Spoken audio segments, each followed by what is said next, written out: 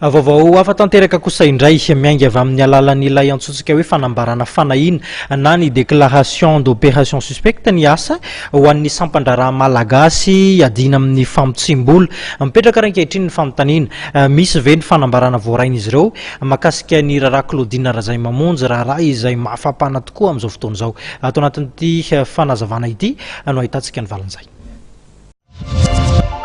ny fanambarana namatiny raharaha eo amin'ny samifina moa zany raha vao raharaha manokana ohatra ve dia mahakasika tsy ambaratelo fa ny tiako resahana fotsiny hoe ny samifina zany raha indrindra moa zany raha vao mahazo na avy any amin'ny banky na avy any amin'ny sampandraraha fa vao mahazo fanambarana aia atsoratra dia misy toy ny foana misy toy ny foana dikany